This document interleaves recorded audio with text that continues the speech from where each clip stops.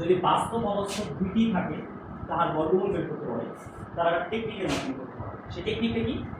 অবস্থব অংশ যে থাকে তাকে দুইটা ভাগ করতে পারে। অবস্থব অংশ বলতে কারে বুঝি? যার সাথে আই থাকে সেটা কি বলে অবস্থব অংশ। তার মানে এখানে আই এর সহ যে 24 বা 24 এটা হচ্ছে অবস্থব অংশ। তার মানে এই অবস্থব অংশকে তুমি দুইটা ভাগ করবে। দুইটা ভাগ করলে কত হয়? 3 4 মানে এখানে কত 12 হয় নাকি? এখন এইখানে কি কি গুণ করলে 12 হয় এটা তোমাকে দেখতে হবে। প্রথমে যে ভাইয়া 12 অক্ষে 12 হয় এই একটা ফর্মেট, 3 4 12 হয় এই একটা ফর্মেট, এবং 6 2 12 হয় এই একটা ফর্মেট। তার ফর্মেট কয়টা? এই তিনটা নাকি? এই তিনটা ফর্মেটে আমার এই রেজাল্ট আসে। এখন আমার দেখতে হইবে এই তিনটা ফর্মেটের ভিতরে কোন ফর্মেটটা যোগ বিয়োগ করলে বাস্তব অংশ হয়। যেমন তুমি দেখো 12 আর 1, তুমি একটা যোগ কিংবা বিয়োগ করো 7 বানানো যাবে? 12 সাথে 1 যোগ করো হয় 13, 12 থেকে 1 বিয়োগ করো কত হয়? 11, 7 কি হয়? তার মানে এইটা সম্ভব না। 6 আর 2 আসো, 6 আর 2 যদি যোগ করো হয় 8, বিয়োগ করো 6 থেকে 2 থাকে 4, যোগ বিয়োগ করে 7 বানানো সম্ভব? 6 আর 2, তার মানে এটাও সম্ভব না, এই ফর্মেটে হবে না। দেখো 3 আর 4 যোগ করলে কত হয়? 7 হয়। তার মানে আমরা বুঝতে পারলাম এই ফরম্যাটটা নিয়ে আমাদের কাজ করতে হবে নাকি?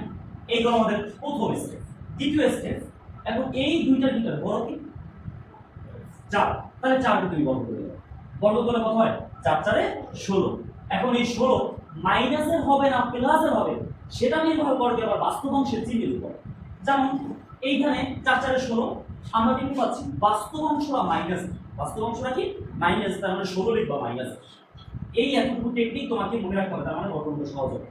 যে এখানে যদি এটা থাকে প্লাসের, তার মানে 16 একটা প্লাস, যেহেতু দেখতে পাচ্ছি বাস্তব অংশ মাইনাসের, তার মানে 16 হবে মাইনাস। এখন প্লাস 24 এ যেমন আছে তেমন।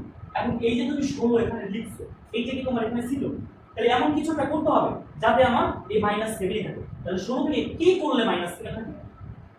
প্লাস 9 লিখবে, তাহলে মাইনাস 16 থেকে 9 গেল, তাহলে মাইনাস 6, তার মানে আগেরটাই কিন্তু লিখেছি। তার মানে এখন তোমার হয়ে গেছে। এখন যেটা প্রথম পজিটিভ মান সেটাকে আগে লিখলাম 9, এরপর লিখলাম আমি 24 আই, এরপর লিখলাম আমি মাইনাস 2। বুঝতে পারছেন?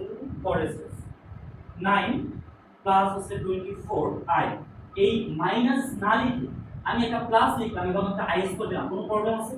কারণ কি আমরা জানি আই স্কোয়ারের মান হচ্ছে মাইনাস 1, তার মানে এই আই স্কোয়ারের পরিবর্তে যদি আমি আমার মাইনাস 1 বসাই, যা ছিল আমার তাই লিখতেছি।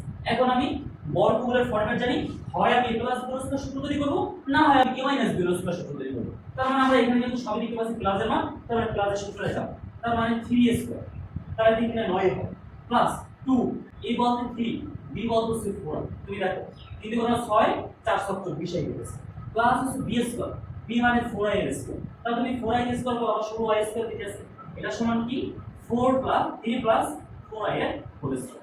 অতএব বর্গমূল বর্গ plus minus root over 3 plus 4i এর স্কয়ার, দেন স্কয়ার দিলে কাটা। তার মানে आंसर কি থাকতেছে? Plus minus 3 plus 4i।